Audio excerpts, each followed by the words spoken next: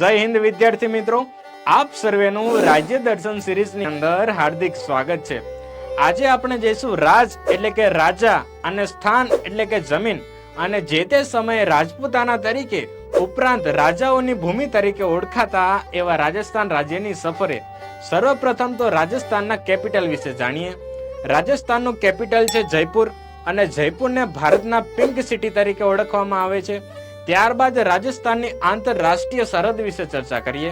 આંતરરાષ્ટ્રીય સરહદ પાકિસ્તાન સાથે ધરાવે છે, જ્યારે આંતરરાજ્ય સરહદ ગુજરાત, મધ્યપ્રદેશ, ઉત્તર પ્રદેશ, પંજાબ અને હરિયાણા સાથે ધરાવે છે। ઉપરાંત અગત્યના શહેરો વિશે ચર્ચા કરીએ, જેમ કે બ્લુ સિટી તરીકે જોધપુર અને જોધપુરની અંદર મહેરાનગઢનો કિલ્લો આવેલો છે અને ગોલ્ડન સિટી ઓફ ઇન્ડિયા તરીકે જેસલમેરને ઓળખવામાં આવે છે અને સિટી ઓફ લેક્સ તરીકે ઉદયપુરને ઓળખવામાં આવે છે। તો હવે રાજસ્થાનના સાંસ્કૃતિક વારસા તરફ જઈએ તો લોકનૃત્ય તરફ નજર કરીએ તો આપણને કાલબેલિયા, ઘુમ્મર અને ગણગોળનો સમાવેશ થાય છે, જેમાં કાલબેલિયાને 2010 ની અંદર માનવતા અમૃત સાંસ્કૃતિક વારસાની અંદર સમાવેશ કરવામાં આવ્યો છે।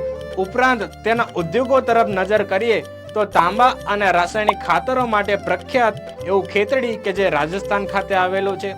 ઉપરાંત હવે આપણે જઈશું કે રાજસ્થાનની વર્લ્ડ હેરિટેજ સાઇટ ઉપર જંતર મંતર કે જે જયપુર ખાતે આવેલું છે, કેવલાદેવ રાષ્ટ્રીય ઉદ્યાન કે જે મિક્સ વર્લ્ડ હેરિટેજ સાઇટ છે। રાજસ્થાનના 6 કિલ્લાઓને વર્લ્ડ હેરિટેજ ઓફ સાઇટમાં સ્થાન આપવામાં આવ્યું છે, જેમાંનો છે ચિત્તોડગઢ, કુંભલગઢ, જેસલમેર, રણથંભોર, ગાગરોન અને આમેર જેવા કિલ્લાઓનો સમાવેશ થાય છે। એક પ્રશ્ન તમારા માટે છે, જેનો આન્સર તમારે કોમેન્ટ બોક્સની અંદર આપવાનો રહેશે। સિંધુ ખીણની સભ્યતાનું સ્થળ કાલીબંગન કે જ્યાં ખેડેલા ખેતરોનો પણ ઉલ્લેખ જોવા મળે છે, એટલે કે તેના અવશેષો જોવા મળે છે। તો આ કાલીબંગન કઈ નદી કિનારે વસેલું હતું તે આપ સર્વે કોમેન્ટ બોક્સની અંદર જણાવજો। ધન્યવાદ।